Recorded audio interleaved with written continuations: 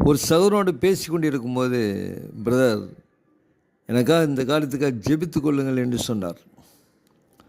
Brother இந்த காரியத்துக்காக எனக்கு ஜெபித்து கொள்ளுங்கள் என்று சொன்னார். அவர் சொன்ன, பிரதர் நீங்கள் நல்லா ப்ரேயர் பண்ணலாம்ல பிரதர், நான் உங்களுக்காக ப்ரேயர் பண்ணுறேன். ஆனால் நீங்கள் ப்ரேயர் பண்ணாலே ஆண்டவர் நிறைய உதவி செய்வாங்களே, நீங்கள் ஆண்டவர்கிட்ட நல்லா கேட்கலாமே அப்படின்னு சொன்னேன். பிரதர் நான் கேட்பேன் பிரதர், இருந்தாலும் நீங்கள் ப்ரேயர் பண்ணால் நல்லாயிருக்கும். இல்லை நான் ப்ரேயர் பண்ணுறேன் இல்லைன்னு சொல்லலை, ஆனால் நான் ப்ரேயர் பண்ணும்போது உங்களுடைய விசுவாசமும் அதிகமாக இருக்கணும். நீங்கள் ஒரு விசுவாசத்தை தான் தேவனுடைய மகிமை காண முடியும். நான் உங்களுக்காக ப்ரேயர் பண்ணுறேன் பிரதர், ஆனால் என்னிலும் அதிகமாக விசுவாசம் நீங்கள் இருக்கணும். எஸ் சாமி கேட்குறாங்க, யாரையாவது பேசும்போது என்னை விசுவசிக்கிறாயா, நான் இதை நான் செய்வேன் என்பதை நீ அறிந்து விசுவசிக்கிறாயான்னு கேட்குறாங்க. அதே மாதிரி நம்மளுடைய விசுவாசம் அதிகமாக இருக்கணும், ஆண்டவர்கிட்ட கேட்கணும். அப்போது ஆண்டவர் நம்மளுக்கு தேவைகளை எல்லாம் சந்திப்பார். நல்ல விசுவாசம். ஒரு வசனம் இருக்கும் பிரதர், எபிரேயர் 11 அதிகாரத்தில் 6ஆம் வசனம். எபிரேயர் 11:6 விசுவாசம் இல்லாமல் தேவனுக்கு பிரியமாக இருப்பது கூடாத காரியம். ஏனென்றால் தேவனிடத்தில் சேருகிறவன் அவர் உண்டென்றும் அவர் தம்மை தேடுகிறவர்களுக்கு பலன் அளிக்கிறவர் என்றும் விசுவாசிக்க வேண்டும் அப்படின்னு போடுறேங்க. விசுவாசம்னா தேவனுக்கு பிரியமாக இருப்பதே கூடாத காரியம். அதே மாதிரி கூடாத காரியம். ஏனென்றால் தேவனிடத்தில் சேருகிறவன் அவர் உண்டென்றும் அவர் தம்மை தேடுகிறவர்களுக்கு பலன் அளிக்கிறவர் என்றும் விசுவாசிக்க வேண்டும்.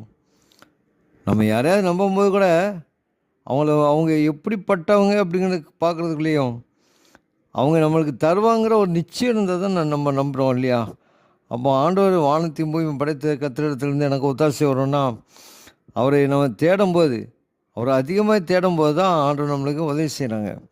நம்ம கேட்கும்போதும் உறுதியாக கேட்கணும். அந்த பார்த்திங்கன்னா மத்தேயுவில் 9ஆம் அதிகாரத்தில் அந்த அப்பொழுது அது 20ஆம் வசனம், மத்தேயு 9ஆம் அதிகாரம் 20ஆம் வசனத்தில், அப்பொழுது 12 வருஷமாய் பெரும்பாடுள்ள ஒரு ஸ்திரீ நான் அவருடைய வஸ்திரத்தையாகிலும் தொட்டால் சுத்தமாவேன் என்று சொல்லாமல் சுத்தமாவேன் என்று சொல்லி தன் உள்ளத்தில் எண்ணிக்கொண்டு அவர் பின்னாலே வந்து அவருடைய வஸ்திரத்தை தொட்டாள். அவள் உள்ளத்தில் என்றா இல்லை. அந்த மத்தேயு 9ஆம் அதிகாரத்தில் இயேசு கிறிஸ்து போகும்போது திமிர்வாதக்காரனை ஆண்டவர் குணமாக்குறாங்க. இப்படி ஒவ்வொரு அற்புதங்கள் அதிசயங்கள் நடந்துக்கிட்டே இருக்குது. நடைகிற வேறு ஆண்டவர்கிட்ட உதவி கேட்டு ஆண்டவர் விடுதலை கொடுத்துக்கிட்டு இருக்காங்க. அந்த சூழ்நிலையில் ஏகப்பட்ட கூட்டம் பயங்கரமான கூட்டமாக இருந்திருக்கும் இல்லையா. சாப்பாடு போடுறாங்கனாலே இவ்வளோ கூட்டம் இருக்கும். ஆனால் திமிர்வாதக்காரன் குணமாகறான், அற்புதங்கள் அடையாளம் நடந்துகிட்டு இருக்கிற இடத்துல எவ்வளோ கூட்டம் இருக்கும் பார்த்துருக்கீங்களா. ஏகப்பட்ட கூட்டம் இருக்கும். ஆனால் அந்த கூட்டத்துக்குள்ளேயும் அந்த ஸ்திரீ அவள் மனசில் என்றா, நான் அவருடைய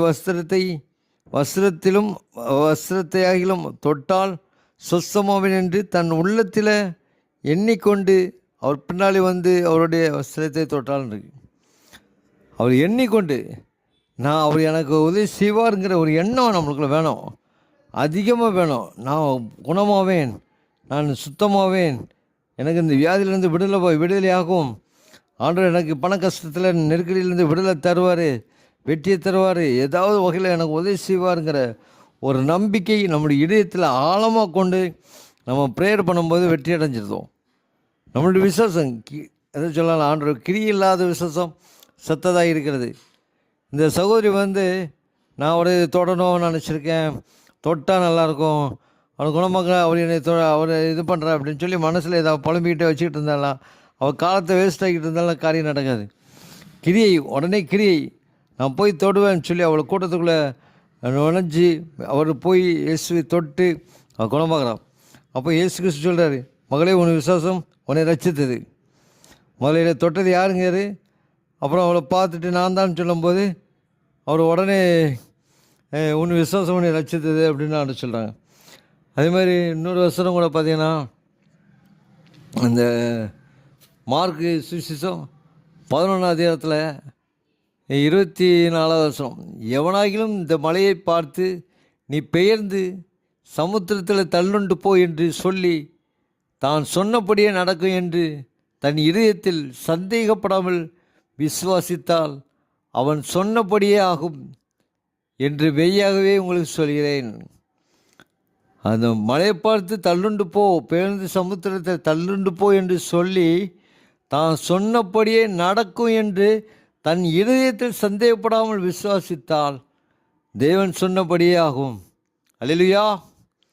நம்ம விசுவாசிக்கணும், நம்ம உள்ளத்தில் விசுவாசிக்கணும், இதயத்தில் விசுவாசிக்கணும். நம்ம நினைக்கிறோம் இல்லையா, பையன் பாஸ் ஆயிரும், கண்டிப்பாக பாஸ் ஆயிரும், என் பையனுக்கு வேலை கிடைக்கும், கண்டிப்பாக கிடைக்கும், அவ்வளோதான். நம்மளுடைய விசுவாசம் அதிகமாக இருக்கணும், கண்டிப்பாக கிடைக்கும். அவர் சொன்னால் அப்படி தான். இறையாது சொன்னேன்னு காட்டு இறையாது. ஆமாம், கிட்ட வராதுன்னா வராது.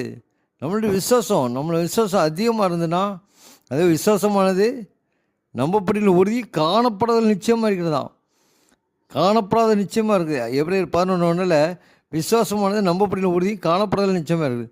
அப்படிப்பட்ட விசுவாசம் நம்மளுக்கு இருக்கோமானால் கடுகளவு விசுவாசம் இருந்தாலும் போதும் அப்படின்னு ஆண்டு சொல்கிறாங்க. அப்படி உள்ளான ஒரு விசுவாசம் நம்மளுக்கு இருக்கும்போது வெற்றி அடைய கிடையாது. நம்மளே ப்ரேயர் பண்ணி நம்மளே கேட்டு ஆண்டவர்கிட்ட கேட்டு உதவி செய்யலாம். ஆண்டவரே எனக்கு தாங்க, எனக்கு உதவி செய்ய கேட்க ஆண்டவரே நம்மளுக்கு உதவி செய்ய வல்லவராக இருக்கிறார். ஜெபிப்போம். எங்களை அதிகமாக நேசிக்கிற அன்பின் பள்ளத்தப்படி இந்த அருமையான வேலைக்கான நடி செலுத்த ஆண்டவரே. ஆண்டவரே, விசுவாசம் இல்லாமல் தேவனிடத்தில் ஆண்டவரே பிரியமாக இருப்பது கூடாத காரியம் என்று சொல்லப்படுகிறது ஐயா. ஆண்டவரே, விசுவாசம் இல்லாமல் தேவனுக்கு பிரியமாக இருப்பது கூடாத காரியம். ஏனென்றால் தேவனிடத்தில் சேருகிறவன் அவர் உண்டென்றும் அவர் தம்மை தேடுகிறவர்களுக்கு